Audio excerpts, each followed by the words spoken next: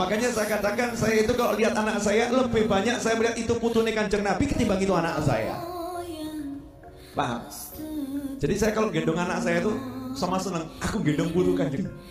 Seperti saya ketemu kiai, ini kiai Longko, rodo angel cari yang seperti ini.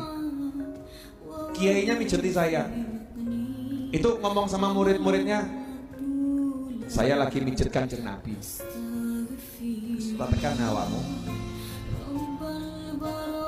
saya lagi mijet Kanjeng Nabi. Jadi dia tuh membayangkan saya kan putune Kanjeng Nabi, betul? Nah, diniati mijeti Kanjeng Nabi. Kalau mijeti Kanjeng Nabi nggak bisa, aku mau mijeti cucunya ini. Nah, kalau saya mijeti cucunya senang, si bayi yo senang. Berarti podoe aku mijeti Kanjeng Nabi, selesai.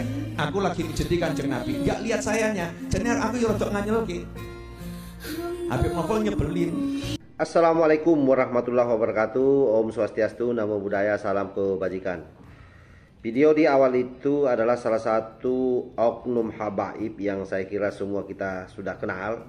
Siapa lagi kalau bukan Habib Novel Al-Idrus, salah seorang habib yang selama ini kita anggap cerdas, sangat NKRI, tetapi kemudian begitu masuk pembahasan soal nasab, dia pun kembali melakukan doktrin-doktrin yang sepertinya itu dilakukan dalam rangka mengimbangi apa yang menjadi masalah hari ini terkait soal nasabnya.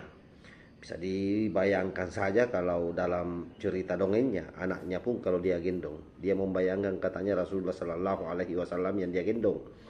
Bahkan ada satu yang paling lucu menurut saya, sekaligus ini nada-nadanya menghina ulama Nusantara, di mana beliau katanya dalam satu waktu kalau diusap-usap atau diurut-urut badannya oleh ulama NU atau ulama pribumi, itu katanya para ulama-ulama yang mengusap badannya itu menganggap bahwa yang dia usap atau yang dia urut adalah Rasulullah Sallallahu Alaihi Wasallam. Nah, coba dibayangkan ini karangan bebasnya ini para oknum habaib ini.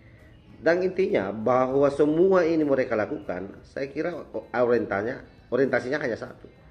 Bagaimana mereka berupaya secara tegas, keras, nyata di masyarakat supaya para pribumi ini takluk kepada mereka dengan doktrin-doktrin nasab yang selalu disandarkan ke Rasulullah Sallallahu Alaihi Wasallam. Oleh karena itu memang bagi pribumi tidak ada pilihan lain bahwa hasil kajian Kiai Imad ini harus diperjuangkan terus. Bagaimana meletakkan bahwa memang nasab mereka ini palsu. Nasab mereka ini tidak tersambung ke Rasulullah Sallallahu Alaihi Wasallam, dan selama itu tidak dikanter dengan narasi ataupun hasil penelitian yang kurang lebih sama dan menghadirkan kitab-kitab yang primer maupun yang sekunder terkait soal nasabnya yang terputus, maka kita harus mengkampanyekan bahwa mereka adalah cucu palsu dari Rasulullah Sallallahu Alaihi Wasallam.